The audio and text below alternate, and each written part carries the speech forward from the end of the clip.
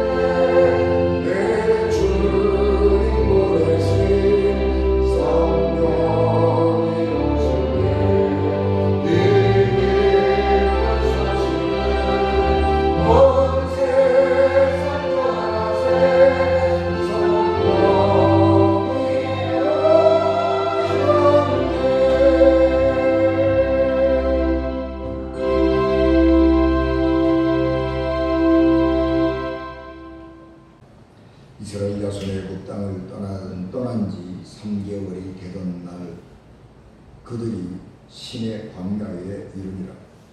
그들이 르비딤을 떠나 신의 광야에 이르러 그 광야에 장막을 치되 이스라엘이 거기 산 앞에 장막을 치니라.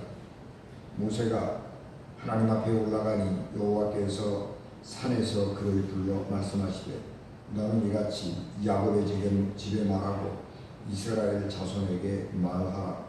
내가 애굽 사람에게 어떻게 행하였음과 내가 어떻게 독수리 날개로 너희를 업어 내게로 인도하였음을 너희가 보았느니라.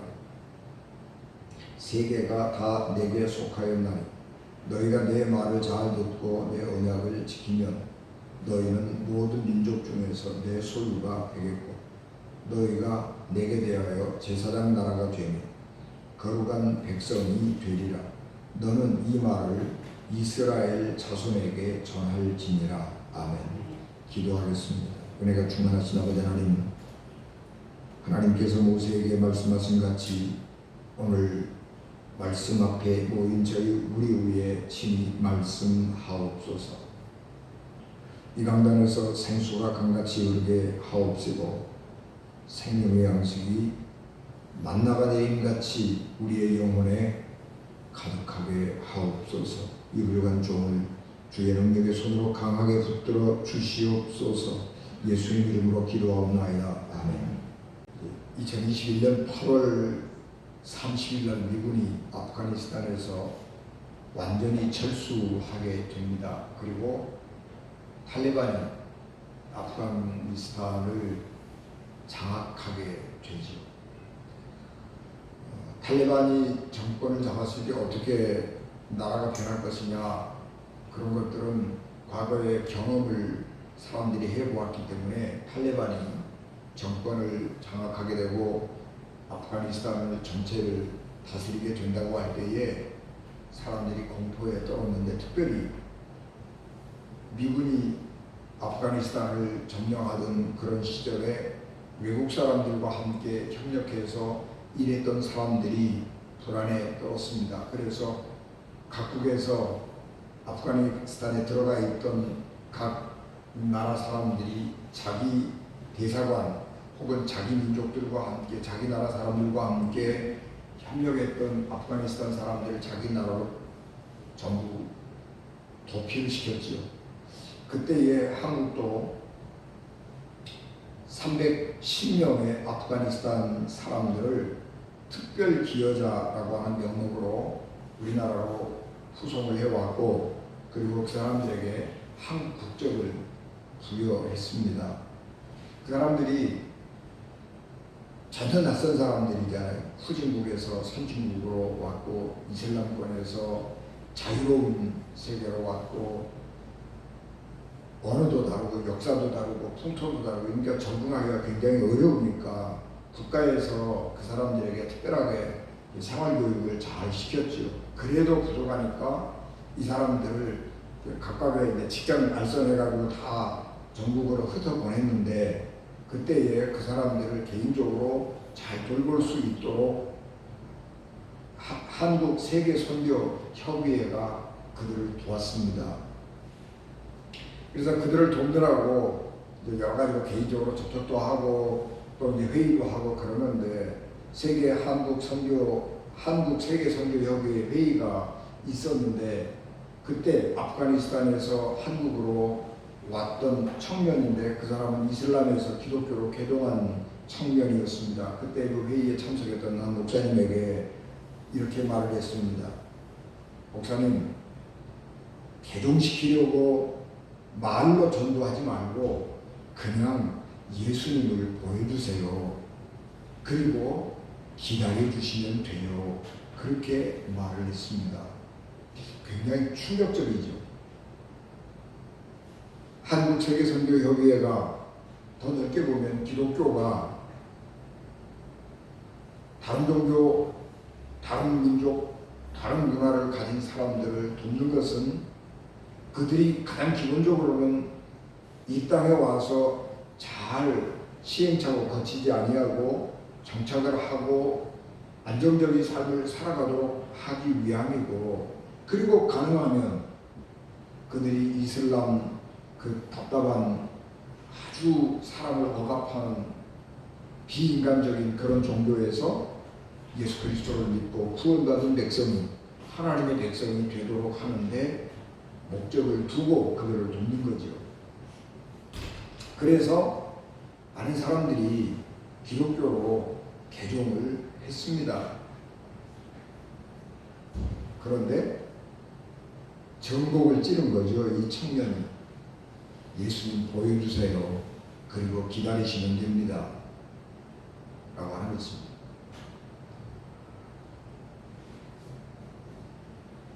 지금 시대는 굉장히 어려운 시대죠. 기독교는 선교하는 종교입니다. 어떤 종교보다 자기 종교에 대한 자부심이 강하고 살아계신 하나님에 대한 신뢰가 어느 종교보다 강합니다. 그래서 내가 믿는 이 예수 그리스도 너무 믿어보니까 좋아서 다른 사람들에게도 이 예수 그리스도를 믿는 믿음을 전하려고 하는 것이고, 예수 그리스도를 전하는 것, 그것이 그리스도인들에게 주신 하나님의 사명감입니다. 그래서 기독교인들은 어디가든지 다른 사람들을 돕고 다른 사람들을 예수 그리스도 앞으로 인도하려고 노력하는 것입니다. 어려움에 처한 사람들을 돕는 것은 굉장히 귀한 것이죠. 그런데 아무나 돕지 않습니다. 어려움에 처한 사람들을 아무나 돕지 않습니다. 이슬람권에서 재난이 많이 일어나잖아요. 이슬람권에서 지진도 많이 일어나고 자연재해도 많이 일어나고 그러는데, 그 내전, 자연재해 이런 것들이 일어났을 때에 이슬람 사람들이 우와, 우리 민족이, 우리 종교를 믿는 사람들이 고난을 당했네, 그리고 와서 돕지 않습니다. 이슬람 사람들이 고난을 당하고 어려움 당할 때에 달려가서 돕는 사람들이 기독교인들이에요. 그것은 기독교는 하나님의 사랑에, 예수 그리스도의 사랑에 근거하고 있는 종교이기 때문에 그렇습니다. 그래서 어려움 당하고 있는 사람들 사이에서 예수 그리스도를 믿고 예수 그리스도를 전하는 일이 가능해지는 것입니다. 정상적인 상황에서 복음을 전하는 것은 굉장히 힘들지만, 어려움에 처해 있는 사람들을 돕는 것은 쉽고, 그리고 그들에게 복음을 전하는 것은 굉장히 쉽기 때문입니다. 시리아에서 내전이 일어나잖아요. 그래서 그 아랫나라 그런 데 와가지고 난민들이 있다고. 그 난민들을 누가 돕느냐? 우리 한국 선교사님들이 가서 많이 돕습니다.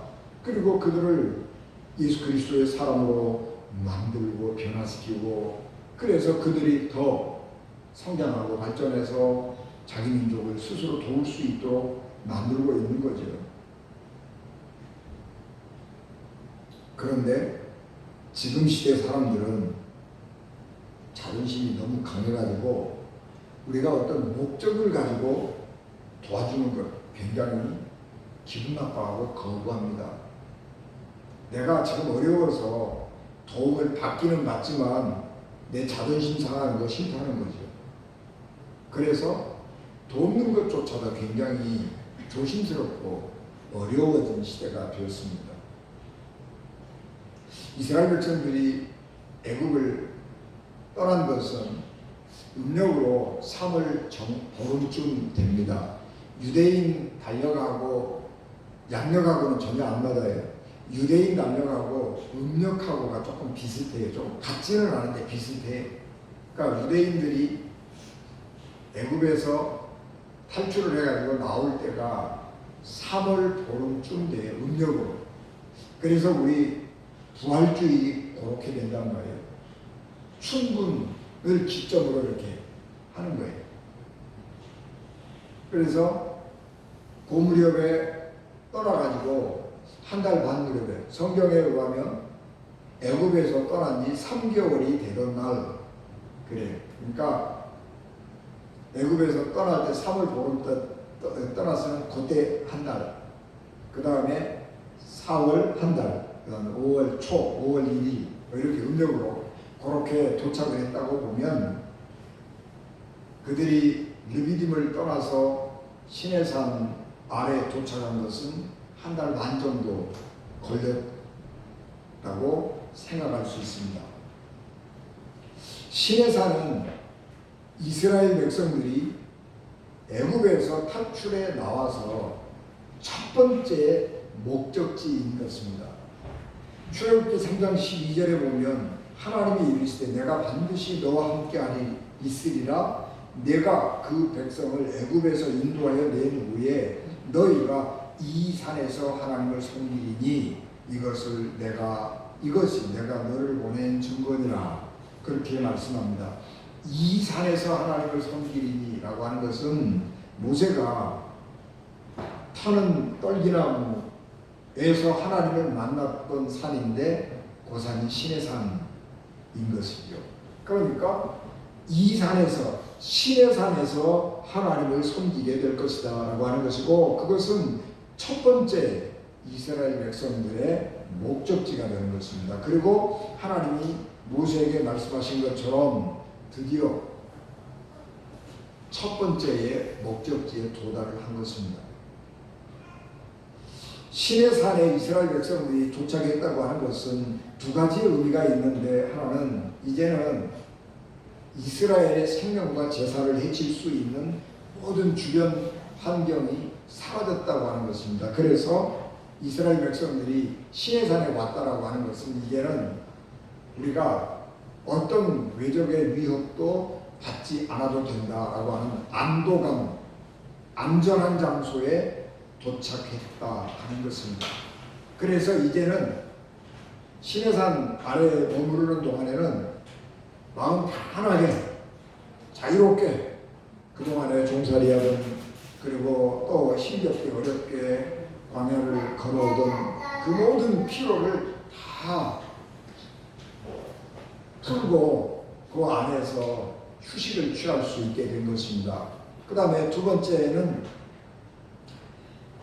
하나님을 섬기게 될 중요한 장소에 도착했다고 하는 의미입니다. 그래서 시내산에 도착했을 때에 이스라엘 백성들은 드디어 천막을 치고 그 안에서 하나님을 섬기게 될 준비를 하게 되는 것입니다. 그래서 이스라엘 백성들이 시내산에 도착을 해서 그 광야 평지에다가 이스라엘 백성들은 이제 천막을 치고 짐을 풀고 살림을 다 풀고 그렇게 분주하게 하고 있을 때에 하나님께서 모세를 산으로 불렀습니다. 그래서 시내산 아래 도착한 그날 하나님께서 모세를 시내산으로 불러서 말씀을 하는 것이 오늘 우리가 공독한 본문의 말씀입니다. 출애굽기 19장에서 24장까지가 하나님이 이스라엘 백성들에게 주신 첫 번째 율법의 말씀인데, 이것은 이스라엘의 헌법과 같은 거예요. 그래서 모든 이스라엘의 법과 종교 제도는 이 출애굽기 19장에서 24장까지에 있는 말씀을 근거로 이루어지는 것입니다. 그런데 오늘 우리가 공독한 말씀은 우리 헌법으로 말하면 헌법 전문하고 같은 거예요. 이스라엘 민족의 정체성은 이런 것이다 라고 하는 거예요. 이스라엘 민족은 어떤 민족도 경험해보지 못한 기적들을 경험하면서 애굽에서 종살이하는 곳에서 탈출해 나와서 시내산에 도착을 했습니다. 그런 하나님의 기적과 은혜와 능력을 경험하고 시내산에 도착을 했는데, 그 경험들을 바탕으로 해서 이스라엘 민족의 정체성이 형성이 되는 것입니다. 그래서 이스라엘 민족의 정체성은 세 가지인데, 하나는 너희는 내 소유가 되겠고 너희가 내게 대하여 제사장 나라가 되며 거룩한 백성으로 삼겠다라고 하는 것입니다.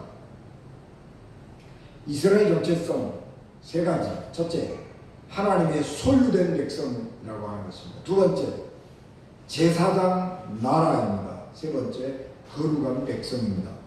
이 세 가지가 이스라엘의 정체성인데, 그 정체성을 형성하는 밑바닥에는 하나님에 대한 믿음입니다. 하나님께서 말씀하신 그 말씀에 대해서 순종하겠다고 하는 언약이에요. 이거 출애굽기 19장서부터 24장까지는 성문법이거든요. 문자로 기록된 것인데, 이거는 기록하지 아니한 것이지만 하나님과 이스라엘 사이에 암묵적인 계약이 언약이라고 하는 거예요. 그래서 너희가 내 말에 순종하면 이라고 하는 것입니다. 하나님의 말씀을 들은 민족이 이스라엘밖에 없어요. 그런데 그 민족이 하나님의 말씀을 듣고 순종을 하느냐 안 하느냐 하는 것은 이스라엘의 선택의 문제이지만, 이스라엘이 하나님의 말씀에 순종하면 하나님께서 이런 민족이 되게 해 주시겠다고 하는 것이고, 이스라엘 백성들은 하나님 말씀하시면 우리가 순종하겠습니다. 그리고 하나님하고 언약을 맺었어요. 그 문자로 기록된 건 아니에요. 언약을 맺고 그렇게 하나님 앞에 순종할 때에 내가 너를 택해서 내 백성을 삼겠다라고 하는 약속을 맺게 되는 것입니다. 여기 내 소유가 된다고 하는 거죠. 하나님의 소유가 된다고 하는 거예요. 하나님은 이 세상 모든 만물을 창조하신 것이기 때문에 모든 민족이 다 하나님의 민족, 백성입니다. 하나님의 피조물입니다. 그런데 특별히 그 중에서 내 것을 삼겠다고 하는 거예요. 그것은 하나님 앞에 이스라엘이 엄청난 보배로운 존재가 된다는 거예요. 세상에 굉장히 많은 것이 있는데 그것들 중에서 이거는 내 거야, 그렇게 선택을 하고 내가 소유하게 됐다고 하는 것은 내게 굉장히 소중한 것이죠. 하나님도 마찬가지예요. 하나님도 세상에 많은 민족들이 있는데 그 민족 가운데에서 이스라엘을 택해서 너희가 내 거야, 그렇게 얘기한다고 하는 것은 하나님께서 이스라엘 민족을 다른 민족들하고 동일하게 대등하게 대우한다 그런 것이 아니고, 하나님이 특별하게 기억하고 보배처럼 이스라엘 백성을 하나님이 생각하고 그렇게 대우하고 보살펴 주신다라고 하는 것입니다. 그래서 이스라엘은 하나님을 빼버리면 이스라엘의 정체성이 없어져 버리는 것입니다. 그리고 두 번째, 제사장 나라가 되게 한다라고 하는 것입니다.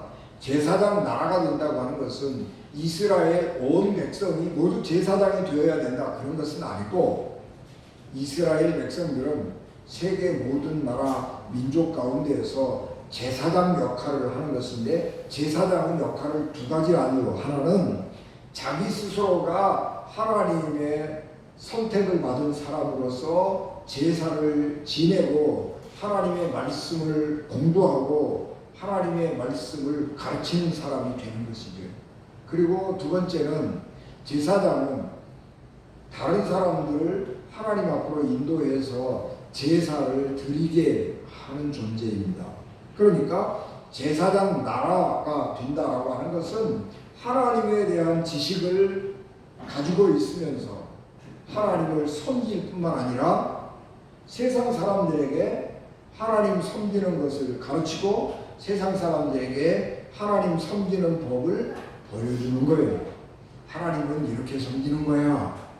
와서 우리처럼 하나님을 섬겨. 그렇게 인도하고 다른 사람들에게 하나님을 보여주고 증언하는 겁니다. 그것이 제사장 나라의 역할이고 사명입니다.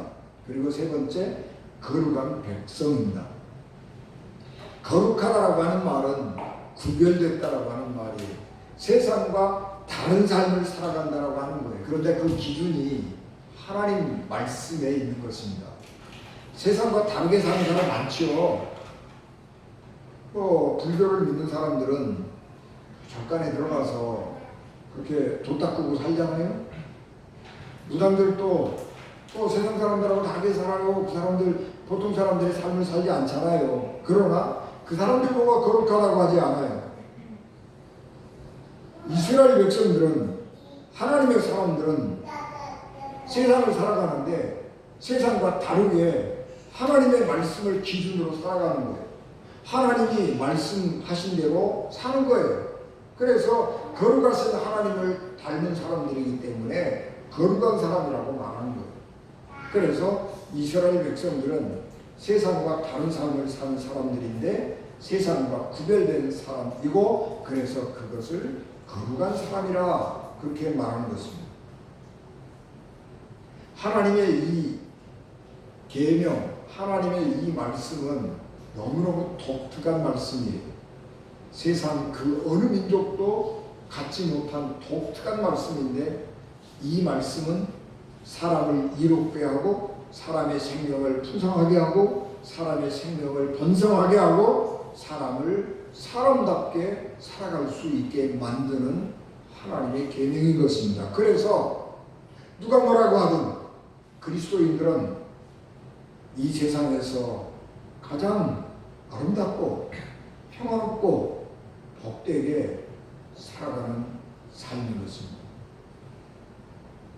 그래서 다른 사람들이 뭐라고 하든 우리는 이 하나님을 믿는다고 하는 이 믿음에 대한 자부심을 가지고 살아가게 되는 것입니다. 그래서 우리가 살아가는 삶은 다른 사람들이 얼마든지 본받아도 좋은 것입니다.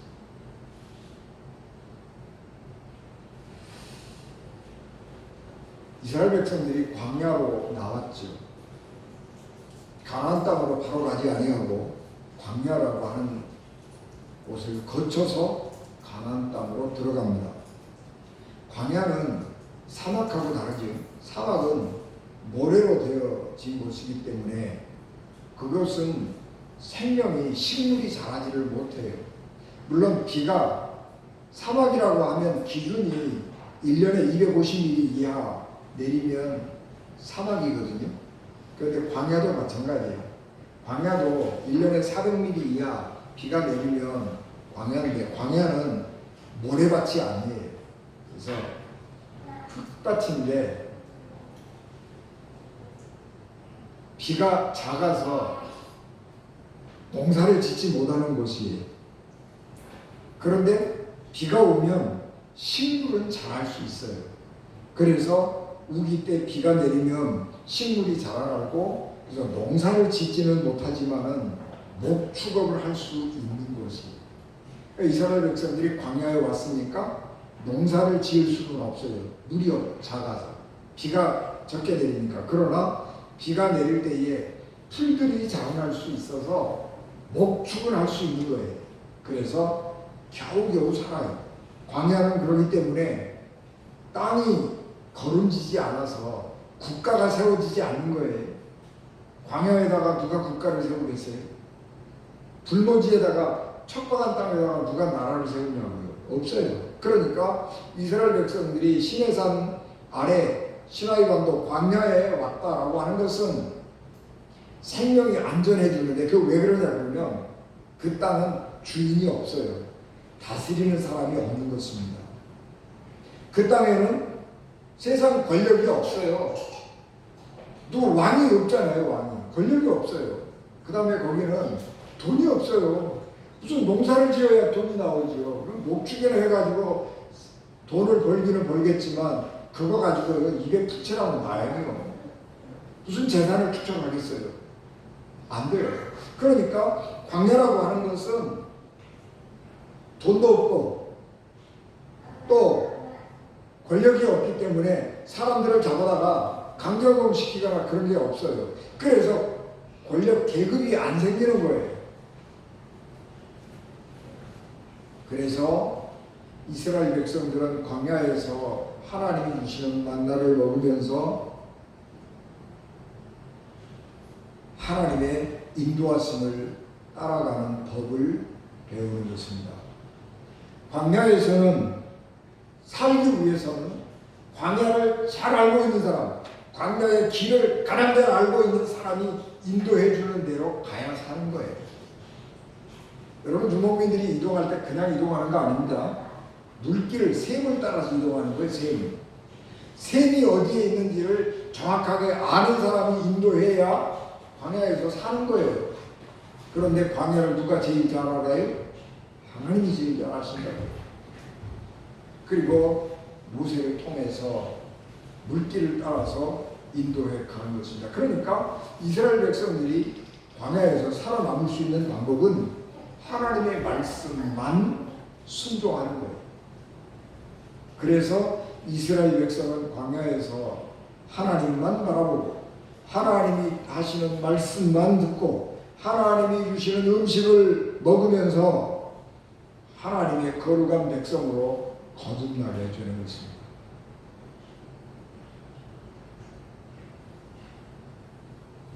우리의 삶도 마찬가지로 그렇지요. 광야를 만나야 돼. 우리가 하나님의 백성이 되려고 하면 광야를 만나야 돼. 광야를 통과해야 되는 거예요. 그래서 인생이라고 하는 게 별거 아니구나. 그런 거를 처절하게 느껴야 돼요. 잘 나가던 사람들이 어느 날 직장에 사표를 내고 신학 공부하고 시골에 작은 교회 목회자로 가서 평생을 복음 전하고 사는 이유는 뭐예요? 인생의 고난을 거치면서 이게 참 부질없는 것이구나. 그런 것을 처절하게 느끼니까 그래, 내가 내 인생을 이렇게 살아서는 안 되지. 그러면서 그 엄청난 결단하는 거예요. 교회는 하나님의 말씀에 순종하고 하나님의 뜻만 순종하는 거룩한 공동체입니다. 세상에 교회만큼 거룩한 공동체가 없습니다. 왜냐 그러면 교회는 설립 목적이 거룩해요. 회사는 돈을 벌기 위해서 만든 조직이잖아요. 그러니까 회사는 어떻게 하든지 돈 버는 일이라고 그러면 뭐든지 하는 거예요. 요새는 전쟁을 대신해 주는 회사도 있다고요. 우리나라도 있을 거예요. 우리가 몰라서 그렇지. 돈이 생기는 곳이라고 하면 전쟁을 대신해 준다니까요. 그래서 돈을 벌어요. 복지재단은 선한 일을 하기 위해서 만든 재단입니다. 그래서 복지재단은 다른 사람들에게 선의를 가진 사람들이 십시일반으로 돈을 조금씩 모아주면 그 돈 가지고 어려운 사람들을 돕는 거예요. 그런데 교회는 설립할 때 목적이 하나님을 예배하고 하나님의 말씀을 순종하고 하나님의 말씀을 가르치기 위한 목적으로 만든 조직이에요. 그래서 교회는 경제적으로 보면 아무 이익이 없어요. 그런데 교회는 하나님을 섬기고 하나님을 가르치고 하나님의 말씀을 전하고 하나님의 말씀을 가르치고 하나님의 사랑을 베풀고 하나님의 사랑을 가르치고 그런 목적으로 만들어진 것이기 때문에 교회는 이 세상의 유일한 거룩한 하나님의 조직인 것입니다. 그래서 교회는 이 세상에서 하나님 앞에 제사장 나라인 것입니다. 그래서 교회가 주일날 사람들이 모여서 예배드리는 것을 보면서 교회가 행사를 통해서 예배드리는 모습을 보면서 사람들이 교회 다니는 사람들이 저렇게 사는구나, 저렇게 하나님을 섬기는구나, 그걸 배울 뿐만 아니라 교회 다니는 사람들이 저렇게 살아가는구나, 그것을 보면서 나도 삶을 좀 잘 살아보고 싶다, 그런 생각을 가진 사람들은 예수 그리스도를 믿고 교회에 나오게 되는 것입니다.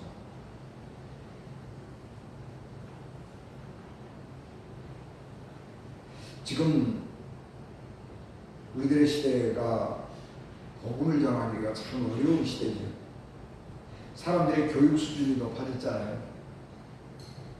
그래서 자의식이 굉장히 강해요. 전통적인 농경사회 시대에는 자의식이 필요 없어요. 전통에 순종하면 돼요.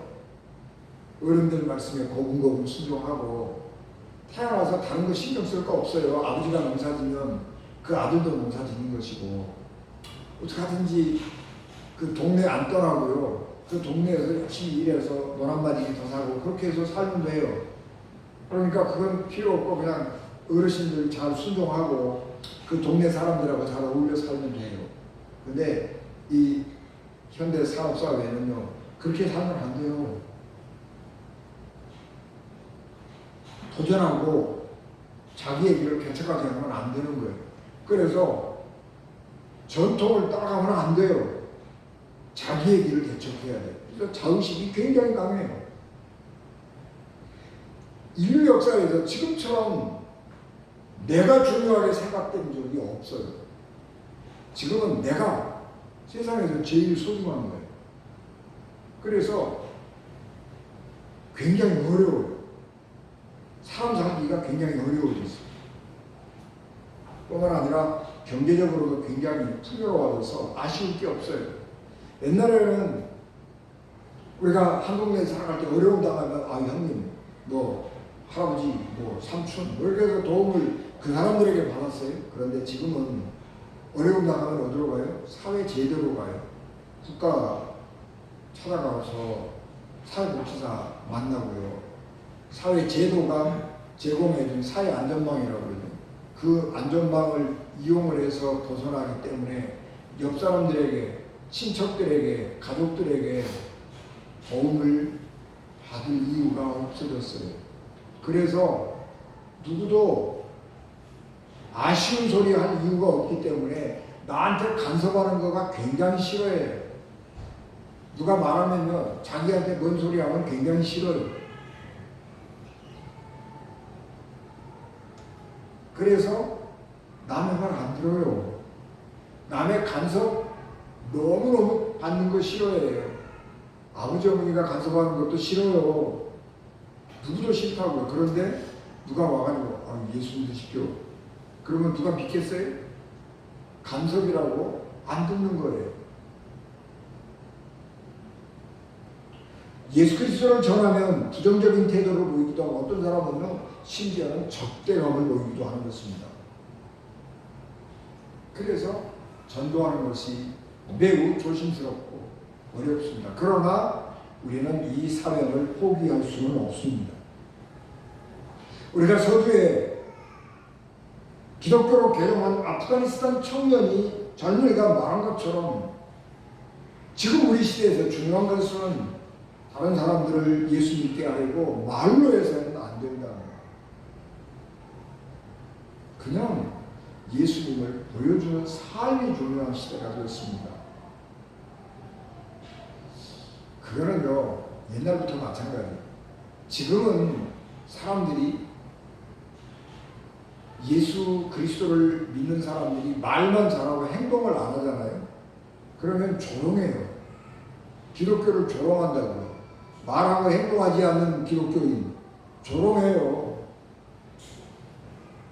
그런데 실천하는 그리스도인들은요 존경합니다. 유대인들은 2000년 인류 역사에서 박해를 엄청 받은 민족이에요. 그래서 유대인들은 깔봄의 대상, 박해 대상, 그래서 세계 어느 곳에 가도 그들은 박해를 받았습니다. 안전하게 살 수가 없었어요. 그러나 유대인들이 살아가는 모습을 가만히 지켜보니까 윤리 도덕이 자기들의 윤리 도덕하고 삶이 차원이 다른 거예요. 그러니까 이 무질서하게 세상 법칙에 따라가서 사는 삶을 인생은 이런 거, 인간 삶은 이런 게 아닌데 그런 생각을 가지고 있던 사람들은 유대교로 개종은 하지 않았지만 유대인들이 믿는 하나님을 믿기 시작한 거예요. 그 사람들이 성경에 하나님을 경외하는 사람이라고 표현된 거예요. 그래서 유대인의 6월절 행사가 있으면 유대인이 아닌데도 불구하고 예루살렘에 순례를 오기도 했고 로마의 백부장 고넬료 같은 사람도 유대교로 개종은 안 했지만 유대인의 하나님을 믿었던 것입니다.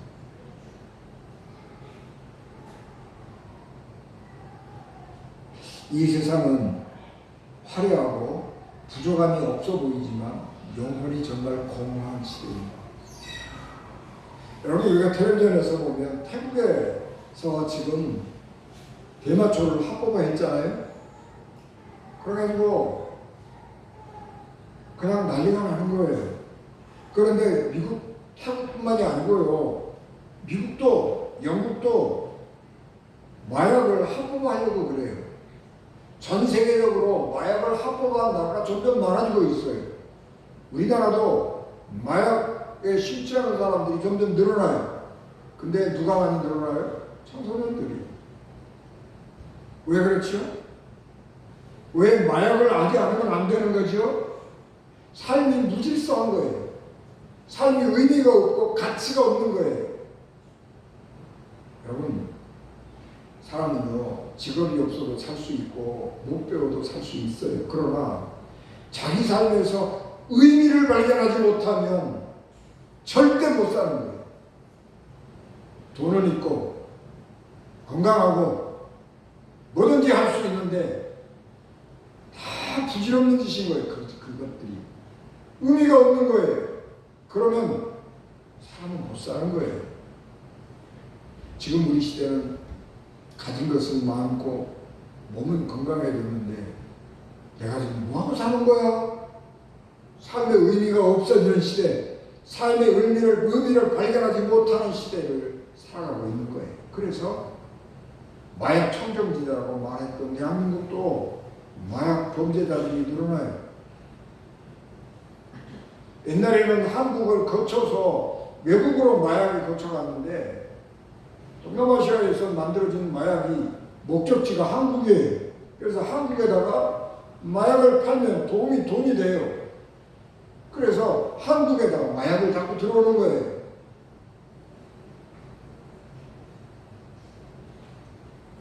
그렇기 때문에 우리는 이 무의미한 시대, 삶의 의미가 없어서 공허한 시대를 살아가는 무질서한 사람들을 너무 많이 보고 있는 거죠. 6월이 되면 퀴어 축제가 열리죠. 금년에는 서울에서 퀴어 축제 서울광장 사용 안 해줘서 다른 데서 열렸습니다만 얼마 전에 그렇게 대구에서도 열렸죠. 쾌락이라고 그러면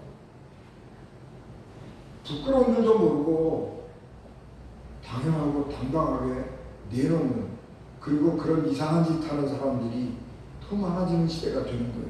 잘못된 시대다. 어긋난 시대다. 이런 시대를 우리가 살아가고 있는데 이 영혼의 공백, 영혼의 공허한 시대, 영적 기가를 당한 시대를 살아가는 우리들에게 희망은 예수 그리스도밖에 없습니다. 이 세상의 희망은 그리스도인들이 하나님의 말씀에 순종해서 정결하고 고결하게 살아가는 것, 그것이 이 땅의 희망이 되는 것입니다.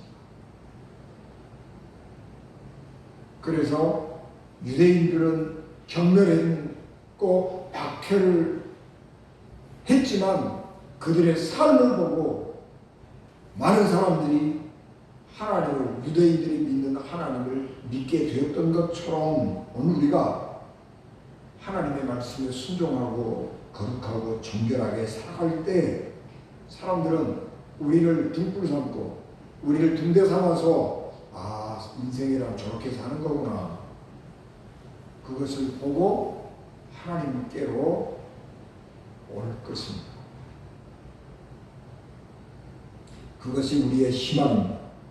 루터는 그리스도인은 성경을 보고 예수님을 믿지만 예수님을 알지 못하는 사람들은 그리스도인들을 보고 그리스도를 믿는다, 그렇게 말했습니다. 우리가 샘플이에요. 그리스도인들이 세상에 빛이고 세상에 소금인 것입니다. 우리를 보고 사람들이 예수님을 믿는 거예요. 우리를 보고 세상 사람들이 예수님을 안 믿는 거예요. 릭 워렌 목사님이 그랬죠. 이 세상에는 예수님을 안 믿는 이유가 두 가지 있는데, 하나는 예수님을 믿는 사람을 못 만났거나 전도를 받지 못해서 예수님을 안 믿게 되는 것입니다. 또 하나는 예수님을 잘못 믿는 사람을 만났기 때문이다 라고 하는 것입니다. 예수님을 잘못 믿는 사람을 보고 아이고 예수 믿는 것들 그러고 안 믿는 거예요. 그리스도인들의 사명이 큰 것입니다. 우리는 정말 그리스도인으로서 분명한 정체성을 가지고 거룩한 삶을 살아야 하는 것입니다.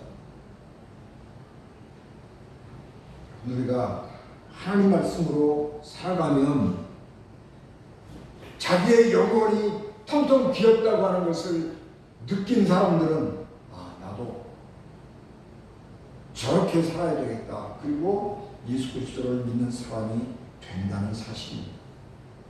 목적을 가지고 접근하면 피곤해져요. 저 사람을 어떻게든지 내가 예수 믿게 해서 교회에다가 끌어앉혀놓고 그렇게 하겠다. 목적을 가지고 접근하면 안 돼요. 우리가 그리스도의 사랑을 가지고 사랑을 나누고 베풀고 그리고 그 사랑 안에서 하나님의 백성답게 살아가는 삶, 그것이 우리에게 지금은 필요한 때입니다. 선한 이웃, 선한 사마리아인으로 살아가는 삶이 필요한 것입니다. 지금 이 혼란한 시대가 오래가지 않을 것입니다. 당분간은 지속되지만 하나님께서 반드시 이 파멸을 향해 가고 있는 이 역사를 구원하실 것입니다. 역사는 늘 그랬습니다. 사람들이 하나님을 떠나고 그래서 세상이 망할 뻔하고 교회가 없어져 버릴 뻔한 역사의 일들이 많이 있었습니다. 지금 그렇습니다. 지금 유럽의 교회들이 처치곤란해요. 그런 시대가 지금 우리가 그런 시대를 살아가고 있지만 하나님께서 때가 이르면 예전에 그랬던 것처럼 교회에 성령을 주시고 세상에 성령을 강력하게 보내셔서 교회를 구원하시고 세상을 구원하실 때가 올 것입니다. 우리가 그때까지 믿음 안에서 어렵고 힘들지만 하나님의 말씀을 굳게 붙들고 믿음으로 하나님을 섬기는 삶을 살아야 할 것입니다. 하나님의 제사장 나라 거룩한 백성으로 이 세상에서 정결하게 살아서 그리스도를 세상에 보여주는 언젠가는 되시길 주 예수 그리스도 이름으로 축복합니다. 기도하겠습니다. 은혜가 충만하신 내 아버지 하나님, 은혜와 사랑을 감사합니다. 연약하고 부족한 저희들을 기억하시고 성령을 충만하게 하옵시고 우리가 오직 예수 그리스도만 바라보고 믿음 안에서 정결하고 고귀한 하나님의 백성의 삶을 살게 하옵소서. 우리 주님 예수 그리스도 이름으로 기도하옵나이다. 아멘.